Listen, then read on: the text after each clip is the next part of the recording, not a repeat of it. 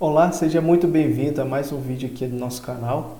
Hoje nós vamos estar falando sobre armazenamento, né? Um recurso bem interessante que nós vira e mexe precisamos aí estar utilizando para gente, para nossos clientes, né? E hoje a gente vai estar falando sobre o armazenamento na AWS, né? Que é o serviço de storage do S3. Lembrando que eu não estou ganhando nada por isso, né? Eu estou ensinando a você porque eu acho muito válido, porque é um serviço gratuito, já vou falar sobre ele, e é muito escalável, você pode estar trabalhando com aplicações pequenas e grandes, né? E a manutenção para a gente que é dev é muito fácil, é muito simples, né? Tem vários pacotes aí já um oficial que a gente consegue usar. Já abrindo aqui o link, ó. Então, o projeto que nós temos hoje, já está disponível no GitHub, então você pode baixar, instalar e usar, tá bom? Eu vou deixar o link desse projeto na descrição desse vídeo. Lembrando que a gente já está usando o PHP 8.1, né, que é uma recente lançamento, já tenho falado nos vídeos aí. Então vou deixar esse link também lá na descrição do vídeo, que você pode dar uma olhada, né? Bem bacana que já está usando algumas coisinhas aqui. Nós estamos trabalhando com a versão mais recente do Laravel, tá? Laravel versão 9, então você pode estar baixando aí também. Lembrando que o Laravel 9, o requisito dele é pelo menos o PHP 8, tá bom? Se você quiser trocar a versão no projeto, colocar a versão 8, é só você, do Laravel 8, é só você trocar a versão do seu PHP, né? Se você quiser usar 7.4, a PHP é 8, tá? A partir da Laravel 9, você tem que usar PHP 8. Então, estou deixando aí o link da descrição também sobre as notas de versão, né? Então, é bem legal você saber o de novo que vem, né, nessa nova função. Você pode estar dando uma olhada aí. Então, está na descrição também. Um outro recurso que nós estamos usando aqui, eu já gravei um vídeo aqui no canal. Vou deixar o card aqui em cima para você dar uma olhada, que é utilizando o Route Binding Model, né? Model Binding, que é uma função bem interessante que a gente vai falar durante o vídeo, quando eu estiver te mostrando no código, onde a gente consegue, pelo ID do usuário passado na URL, a gente já consegue verificar qual que é esse dado, né, qual que é esse registro no nosso banco de dados. Então, você pode fazer com qualquer classe da sua aplicação, tá? Então, a gente vai usar bastante isso aqui no nosso projeto. Então, a gente está falando de armazenamento, né? Eu estou aqui na página da AWS, e aí nós temos aqui um plano bem simples, que é o de 5 GB, né? Que é o que eu tenho hoje atualmente, que permite você fazer testes de 12 meses gratuitos, né? Com todas essas questões. Então, você tem que ter pelo menos 5 GB nesse ano, né? Você tem que ter no máximo 20 mil solicitações de GET, ou seja, buscando os arquivos, até 2.000 solicitações de push, então você armazena até 2.000 arquivos, né, várias chamadas de put, né, e é muito legal porque assim, você não precisa pagar por isso, então você pode testar suas aplicações, né. Para você poder prosseguir aqui, você precisa criar uma conta da AWS, você precisa colocar um cartão de crédito, tá, para você poder continuar com a conta da AWS, tá bom? Então é isso. Então vamos falar aqui também, ó, sobre o pacote que nós estamos usando, tá? Que é esse daqui, é um pacote oficial deles para PHP Laravel, tá? A gente vai implementar ele no nosso projeto, tá bom? A gente vai instalar ele de forma que aqui embaixo tem todas as instruções de como você pode instalar ele, tá bom? Colocando também os arquivos, eu vou mostrar também lá dentro da aplicação como a gente pode fazer. Aqui eu também deixei na descrição do vídeo aqui a documentação para esse pacote oficial do SDK, tá? Você pode estar lendo aí, tem tudo completo. A gente está usando alguns endpoints, alguns acessos à API deles bem simples, tá? Que seria apenas um CRUD mesmo para salvar arquivos e tal, obter os arquivos. Mas aqui tem várias coisas novas, né? Vale a pena dar uma olhada aqui como você pode mexer no S3, né? Aqui fala de tudo, né? O que nós vamos mexer especificamente hoje é o S3, tá? Beleza, outro pacote que a gente vai precisar instalar também no nosso projeto é essa dependência do Fly System, tá? que é o Fly System, para quem não sabe, é uma das dependências do core do Laravel, né? Que a gente utiliza para poder trabalhar melhor com arquivos, né? Com os facades do Laravel utiliza muito esse pacote aqui, tá? E aí a gente precisa da versão 3 para trabalhar com S3, tá bom? Senão a gente tem alguns erros na nossa aplicação. Outra coisa que a gente está usando também é o Font Awesome versão 6, né? Que já tem uns ícones novos, né? Tem algumas formas diferentes de você poder usar ele, tá? Não é simplesmente você instalar o CDN. Então é legal você abrir a doc aqui, se você quiser instalar no seu projeto. Você pode estar lendo aí como está fazendo. Você vai ter que fazer uma conta, tá, de usuário e ele vai te dar um link para você poder usar, tá ok? Então beleza, vamos aqui para o nosso vídeo. Já vou abrir aqui o nosso projeto. Ó. Então o projeto é esse aqui, tá? Atualizei a página. É simples, tá bom? Ele é um CRUD de arquivos e esses arquivos são do tipo imagem, tá? Você vê que eu cadastrei algumas coisinhas aqui, ó. Então todos esses arquivos já estão lá no Store do S3. Bom, então aqui até mais do S3, ó. Fala aqui o serviço de arquivo, nós temos o JavaScript, nós temos o Laravel 8, PHP, temos aqui também a Font Awesome, nós temos o Bootstrap, né? Todo desenvolvedor do back-end usa o Bootstrap, claro. A gente não sabe mexer muito com esse CSS. Então aqui nós temos o Create New File, tá? Você seleciona um arquivo. Vamos pegar um outro arquivo diferente aqui. Deixa eu pegar um arquivo aqui da minha máquina. Vou colocar esse aqui, tá? E vou escrever aqui dev test. Bom, nesse momento ele já faz o envio lá pra gente, pro S3, e ele cadastra o último aqui embaixo, tá vendo? Então aqui nós permitimos editar esse arquivo, tá? Então aqui ele já aparece a imagem atual do arquivo, tá bom? Tem a possibilidade de você fazer download também, se você olhar aqui embaixo, nessa faixinha preta, ó, ele aparece lá o URL pra gente do S3. Lembrando que essa URL não é uma URL pública, tá?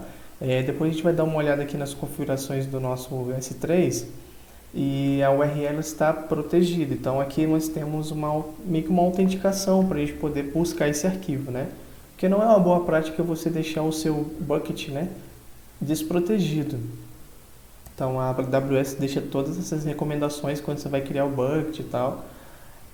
Mas geralmente quando você vai usar um bucket do storage da S3, se ele é público é porque só tem arquivos que não importa, que não são sensíveis para o usuário, né? Então fica ligado aí com a nossa nova lei de proteção de dados, né, LGPD, que é muito importante a gente manter a integridade dos arquivos dos nossos usuários, né?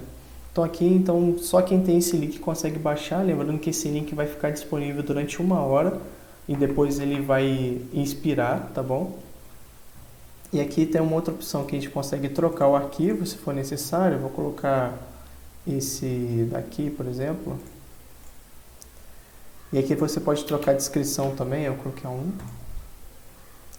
Então ele está subindo o arquivo, beleza? Subiu o arquivo, trocou a descrição pra gente. Voltando lá na página inicial, nós temos ele alterado aqui, beleza? E nós temos a opção também de excluir o arquivo. Então eu abro o modal aqui do Bootstrap, pergunto se você quer excluir, e ele exclui o arquivo pra gente, tá? Lembrando que ele excluiu o arquivo lá na AWS S3, tá bom? E excluiu o registro também na base de dados. Então, o que a gente faz? A gente exclui primeiro o arquivo lá. Se der certo a exclusão do arquivo do lado deles, aí a gente permite excluir o registro do nosso lado. Essa é uma boa prática. Beleza? Então, vamos abrir o código aqui e vou mostrar para você o que eu fiz. Lembrando que aqui na minha aplicação, eu rodei alguns comandos, né? Quando você for instalar o pacote aí na sua máquina, eu vou deixar lá no GitHub direitinho para você ver o que você precisa, né? Mas, para mim instalar aqueles 2 pacotes esse do oficial do Laravel, eu só rodei esse comando, né? Compose require. Então ele instala todas as dependências. Se você for fazer em um outro projeto, você roda esse comando aqui para instalar o pacote, tá bom?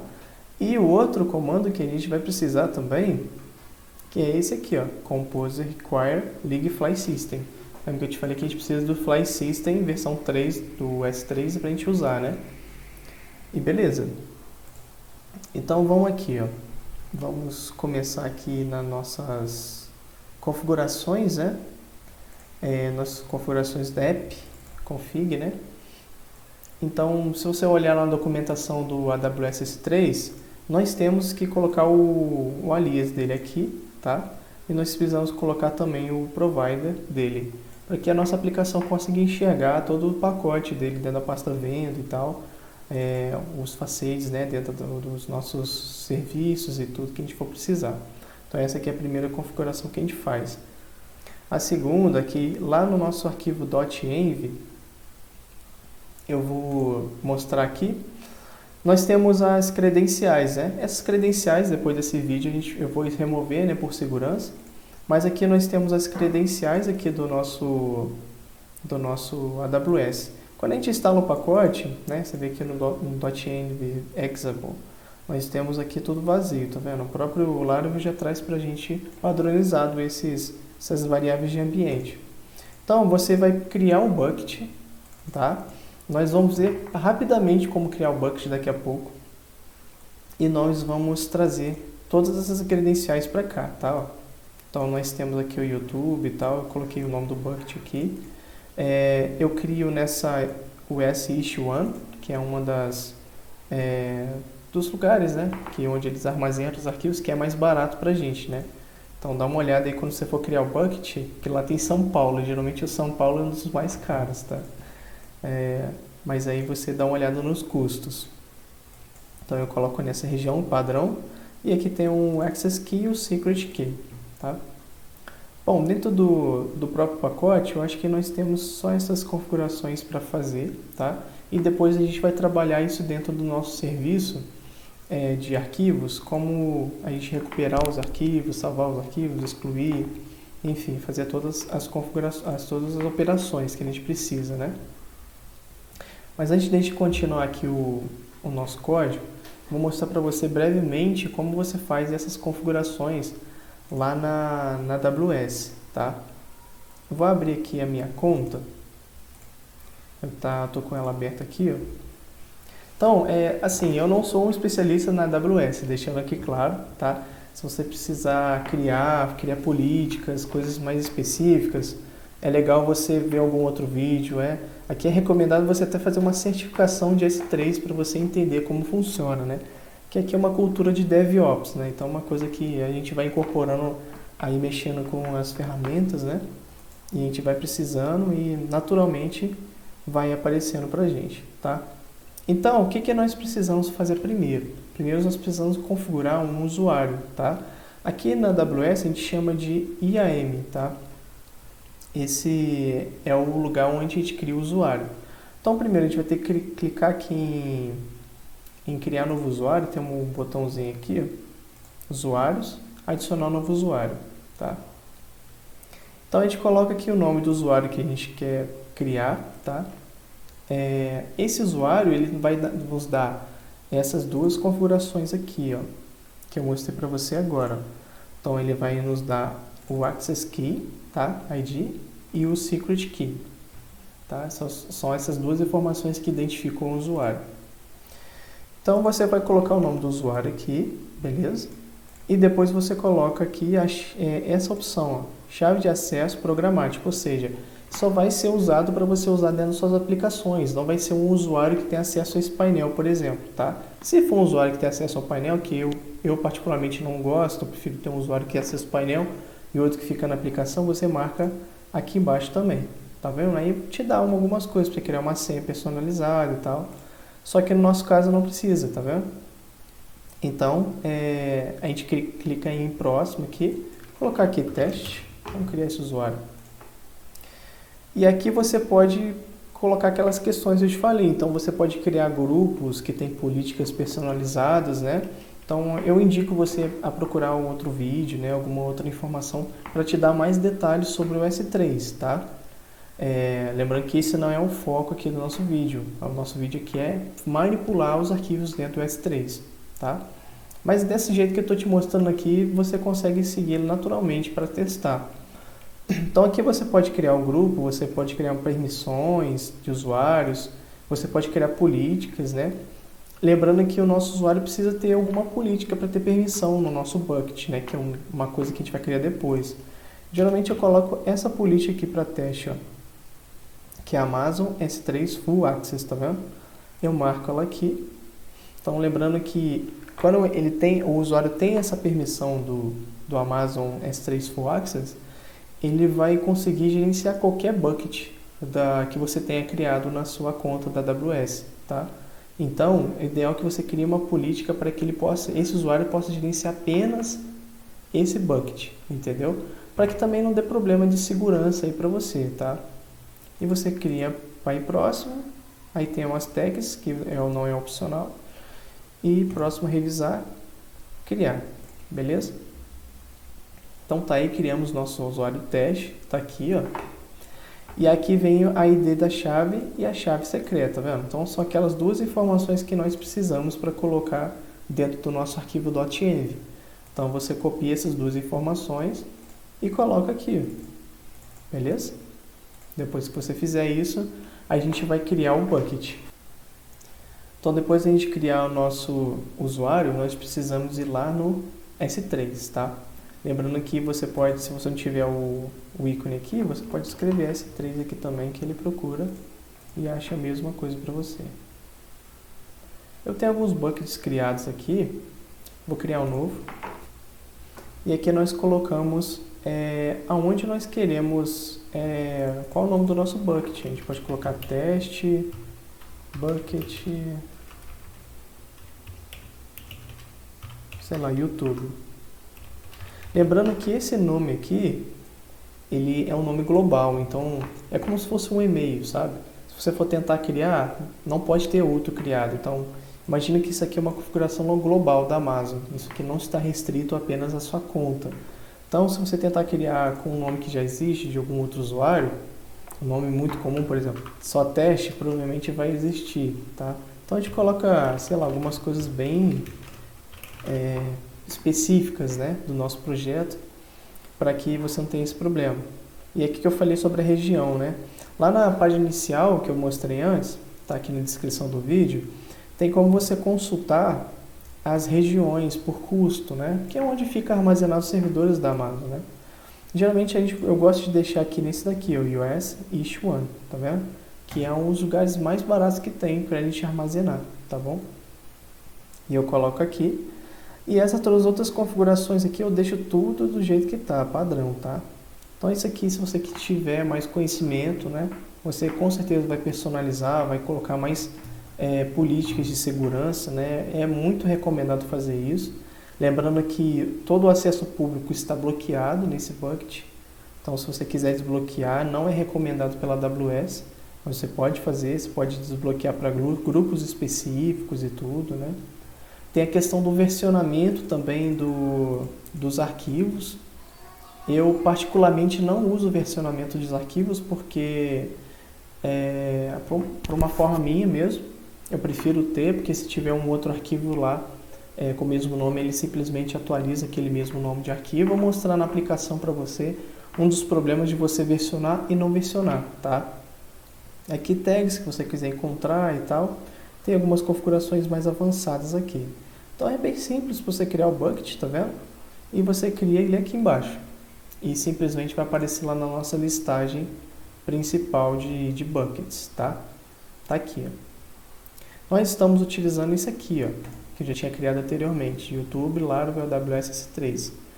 Ok? Então esse bucket aqui já tem uma pastinha Files, e dentro da pastinha Files tem todos os arquivos que nós temos aqui na nossa aplicação, todos esses aqui, tá vendo?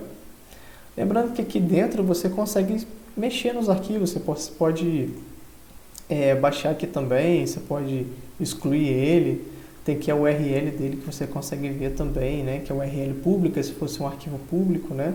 Se você pegar, por exemplo, aqui, ó, e tentar colocar no navegador, ele vai dar um erro, dizendo que o acesso é negado, né? O acesso ao público. Então a gente vai ter que passar algumas coisinhas aí com autenticações para que consigamos ter acesso a esse arquivo, né? Então vamos aqui no nosso projeto, vou mostrar para você como ficou a nossa aplicação em si. Então, primeiro eu criei aqui um modelo que chama File. Deixa eu abrir aqui. Esse aqui, File, tá vendo? Então esse modelo ele tem dois campos, ele tem um nome de arquivo e uma descrição para esse arquivo. E também eu criei junto com ele uma migration, que é padrão, o ID automático, tem o create chat, update chat, né? O nome do arquivo e a descrição, beleza? E aí nós temos aqui o controlador de file controller, tá? Ele está aqui. E aqui nós temos todos os métodos que fazem a manipulação desse arquivo em si, tá? Então aqui nós começamos esse file controller usando aqui as propriedades read-only, né? Já do PHP 8. Então eu injeto aqui as propriedades do file, do storage service e do file path. Nós já vamos ver o storage service, tá? E aqui eu faço a injeção de dependência desses caras. Lembrando que esse file path é justamente para não ficar repetindo essa informação aqui embaixo. Porque eu vou precisar disso aqui para a gente poder salvar o arquivo, obter o arquivo, excluir. Então toda vez eu vou precisar passar o caminho absoluto desse arquivo lá no S3, né? Então aqui ó, nós já temos o método index, que é aquele método onde nós temos a listagem de todos os arquivos, tá? Então aqui nós pegamos todos os arquivos lá no cadastrado na nossa base de dados, beleza? Se tiver mais de um arquivo, a gente faz isso aqui. Esse for each é justamente me colocar algumas propriedades dentro do file que não existem dentro do modelo. Que, por exemplo, eu preciso da URL absoluta dele. Então aqui ó, nós vamos lá na classe de storage service, no método AWS, getWSFile. Então nós passamos aquela propriedade ali em cima, que é o files barra, né? E o nome do arquivo. Então ele vai concatenar isso pra gente e vai buscar lá na AWS. É exatamente o que ele faz. Quer ver? Eu vou clicar aqui, ó. Aqui dentro ele já abre pra gente o serviço aqui de storage service, tá? Então nós temos aqui o primeiro método que a gente está vendo é esse aqui, ó, getWSFile. Beleza? Ele espera um caminho para um nome de arquivo, tá? O meu Visual Studio Code não está identificando, mas esse método existe nessa classe, tá? Como é o facade, ele não entende. Então aqui eu estou dizendo que o disco é esse 3, tá? E nós temos aqui uma URL temporária, igual eu falei para você. Passando aqui o nosso caminho absoluto, vai ficar files barra o nome do arquivo, né? Ponto .png, jpg, sei lá o que for, estiver cadastrado no banco. E aqui nós passamos qual tempo que nós queremos que esse arquivo fique disponível. Aqui eu coloquei do próprio Carbon 1 hora, tá? E ele vem pra gente como um anexo. Então depois eu vou te mostrar como é que chega essa URL lá pro nosso navegador, fica lá disponível para o usuário, tá?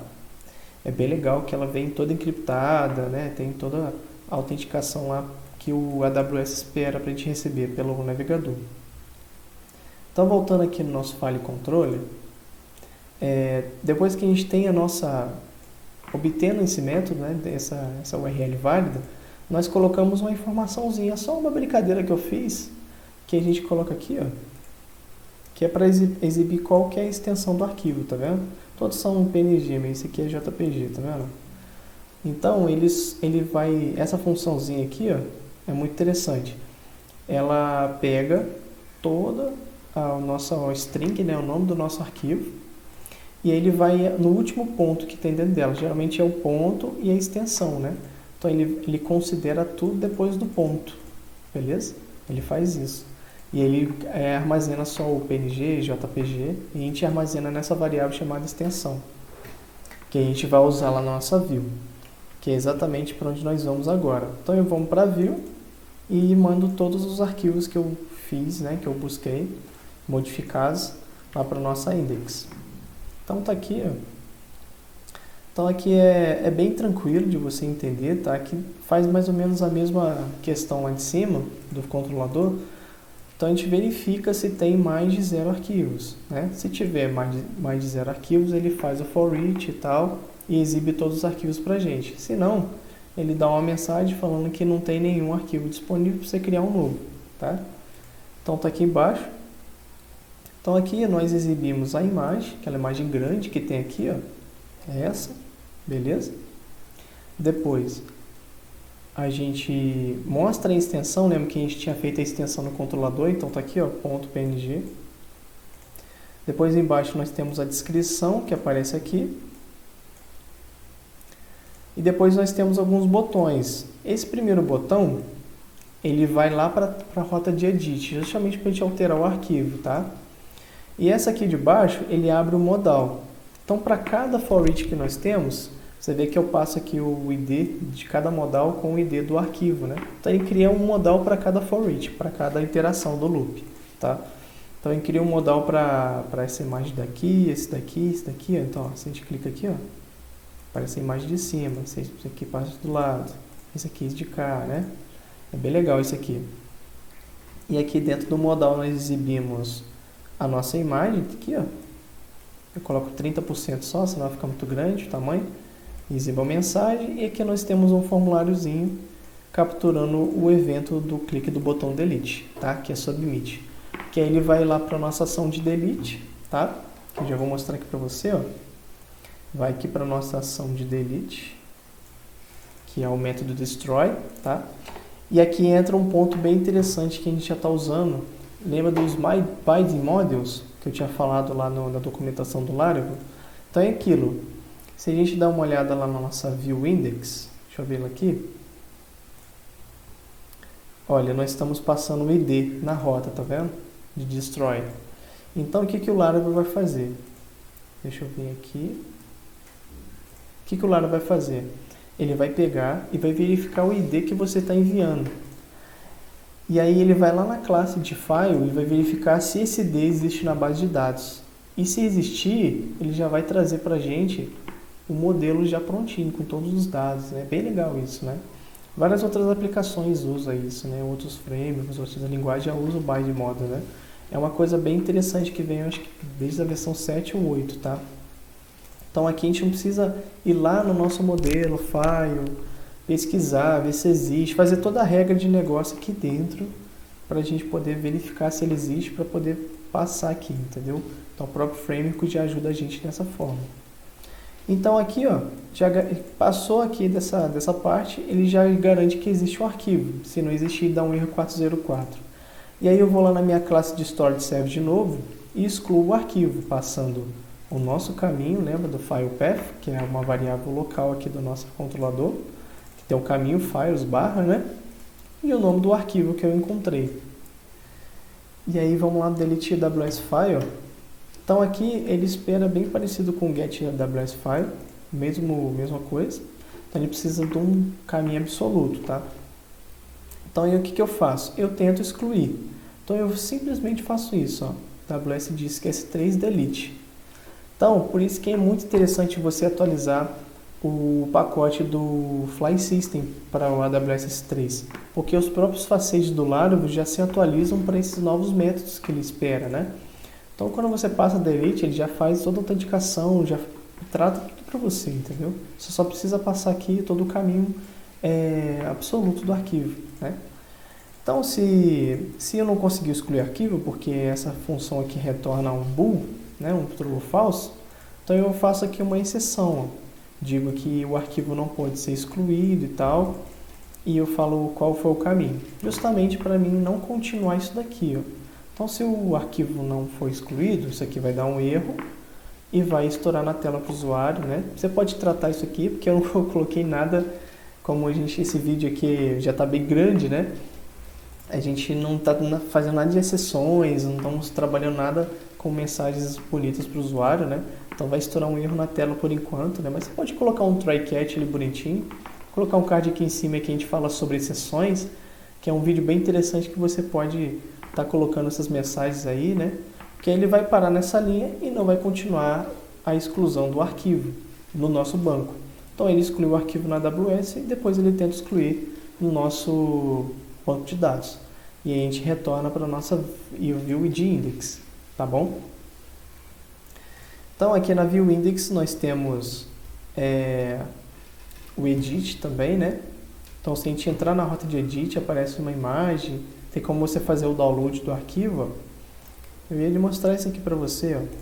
Se você dá uma olhada aqui deixa eu abrir aqui no Visual Studio, que eu acho que é melhor. Se você der uma olhada aqui nessa rota, é muito impressionante como é que ele trabalha pra gente, ó. Então aqui ele já monta tudinho para você, tá vendo? A URL válida, já o seu bucket, já o caminho da AWS. Aqui é a pasta e o arquivo que você colocou lá, tá vendo?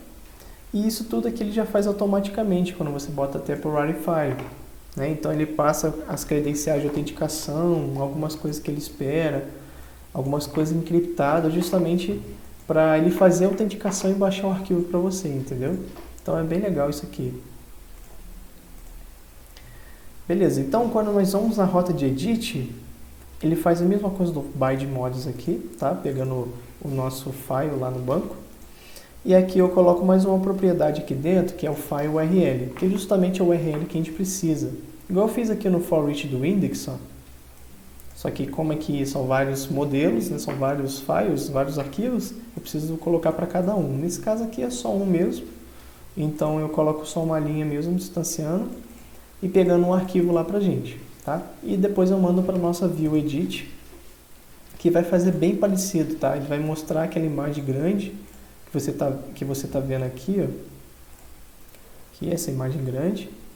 Depois nós temos esse botãozinho aqui, ó, que faz o download do arquivo. Então eu só coloco file URL aqui dentro do href. Então ele já monta toda a URL para a gente fazer download, tá?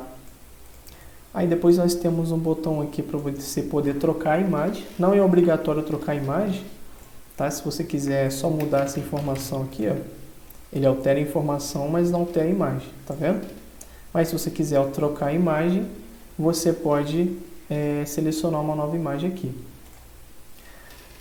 E aí, beleza, aqui embaixo nós temos o campo de descrição e o botão que nós enviamos, tá?